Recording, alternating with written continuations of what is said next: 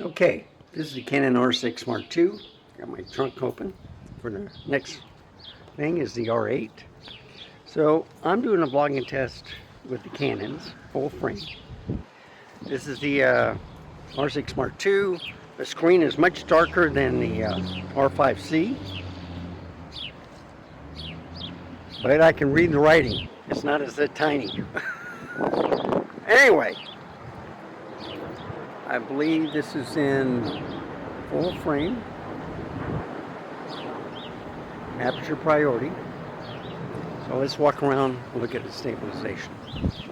No, I didn't check that out first, but you'll know if it's not stabilized. So there's a lot of bumps and stuff in the grass, some grass, I didn't fertilize this year. So anyway, these cameras are much heavier than an Nikon 1, okay? I just got a delivery from FedEx where I got the viewfinder.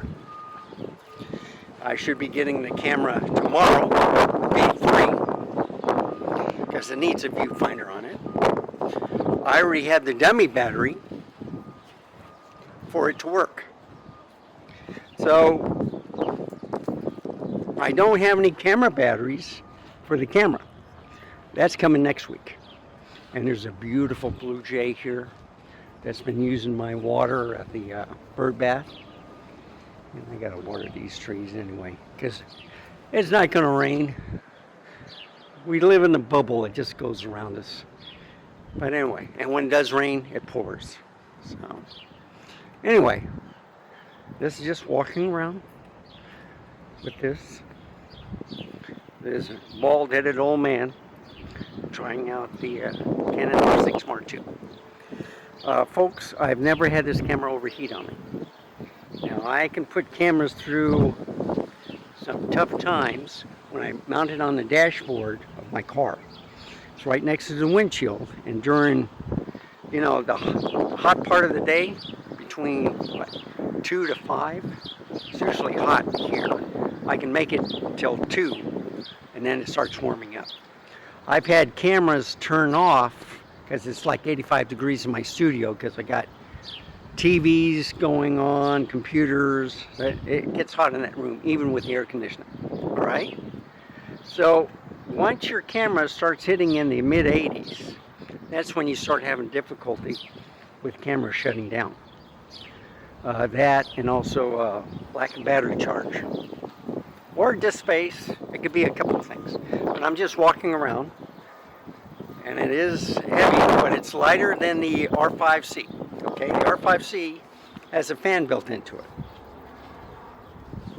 I noticed that on my microphone, past 2 drives, I was hearing a little hum, so I took that off. I just used what I'm doing now. I don't have a shotgun mic or anything. I'm just using the voice built into the camera. And then I'll check it in post. If I don't like it, I'll just redo all this. So this is in full frame. And the reason why you can tell it's in full frame is I'm a small individual guy. So let me see what the exposure is. This may be at 4K 30. I don't know.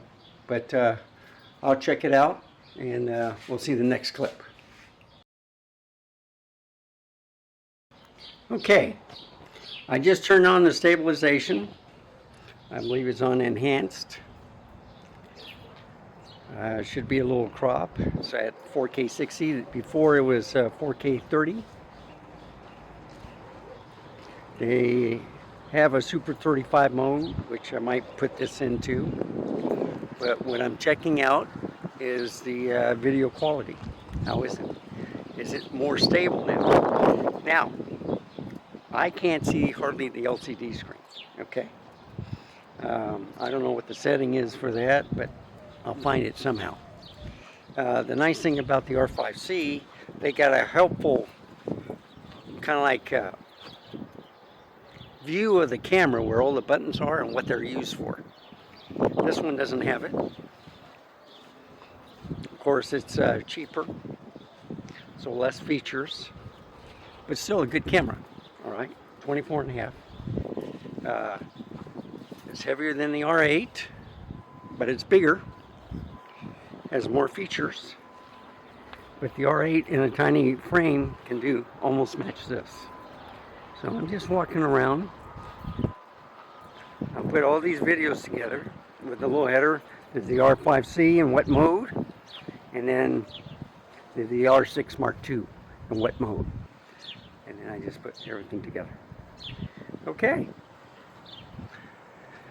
So let's see if I can do a Super 35, shall we? Okay, Super 35, or movie cropping as they call it. This is 4K 60 also, but kind of like Super 35. So I kind of fill up the whole screen, but not like the 16, like on the R5C. Okay. So the reason why I like this lens, the 16 millimeter, it's for a full frame. It's excellent. Okay.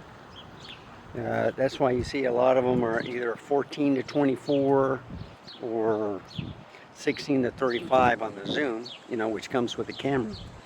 But for vlogging purposes, you get a prime. This is a 2.8, and this is perfect. Now, the camera's getting heavy, so if you start noticing the camera starting to drip down, and you're looking at me like from up here, you know, looking down, that's why. I like just doing this. Go to here, you set the camera on the tripod, which I was holding.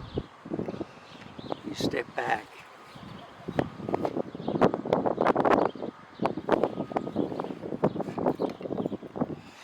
Of course, you're a little bit closer, and with the tripod, I can move it around. But you see, this is 16, and this does help with the LCD screen dark.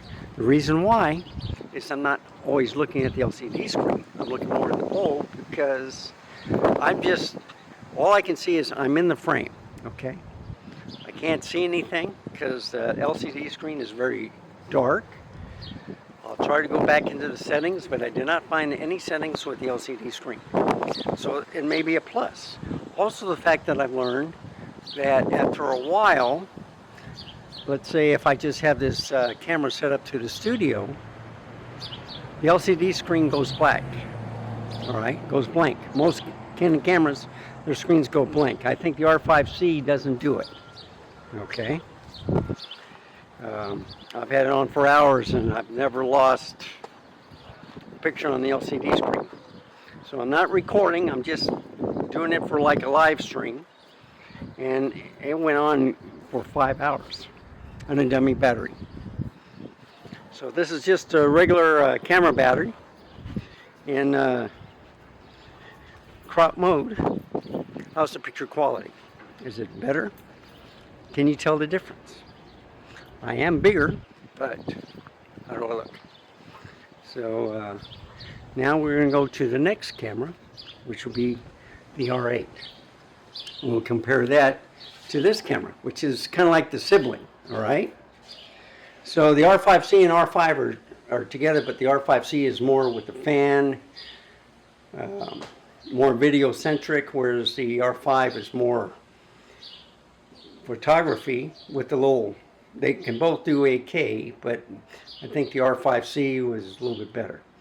Maybe worse on the battery because of the fan, but